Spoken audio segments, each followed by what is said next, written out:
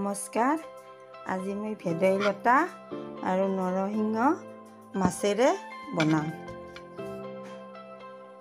লগত লৈছো পিঁয়াজ এটা, জলকীয়া 4টা, নহৰু 6টা, আকৌ আদা এটুকুৰ।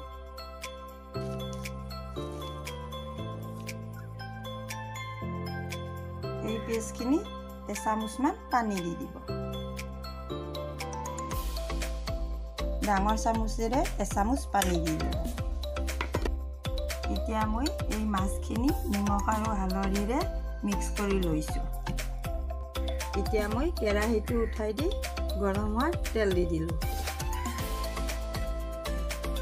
এতিয়া মই এই মাছখিনি ভাজি লওঁ।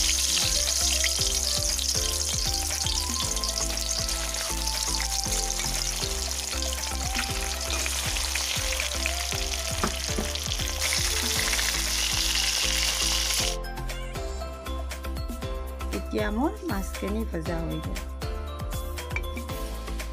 এতিয়া মই তেলটো দি দিলোঁ অকণমান, আৰু মাছ ভজা হোৱাৰ পিছত অকণমান আকৌ তেল দি দিছোঁ। এতিয়া মই ভেদাইলতাখিনি ইয়াতে পেষ্টখিনি বহাই দিম কেৰাহীত। এতিয়া অকণমান পাঁচফোৰণ দি দিছোঁ। আধা চামুচ পাঁচফোৰণ দি দিছোঁ। এতিয়া মই এই নৰসিংহ, ভেদাইলতা, আদা নহৰু পেষ্টখিনি গোটেই ইয়াত দি দিম।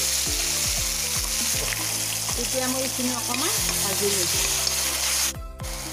হালধি গুড়ি আধা চামুচ,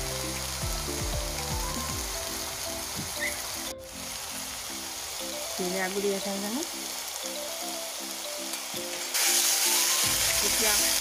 এতিয়া মই লৰাই দিছোঁ।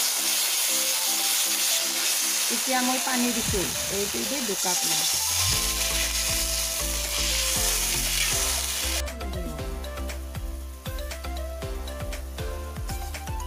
উতলাৰ পিছত যিখিনি নিমখ লাগে সেইখিনি আমি আঞ্জাত দি দিম।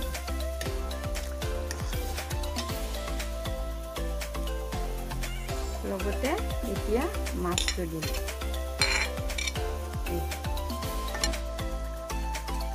এতিয়া মোৰ এইখিনি হৈ গ'ল। এতিয়া এই আপোনাৰ মাছ দিয়াৰ পিছত 10-12 মিনিট ৰাখি দিছোঁ। এতিয়া নমাই দিম। এতিয়া এই ভেদাইলতা আঞ্জাখন হৈ গ'ল।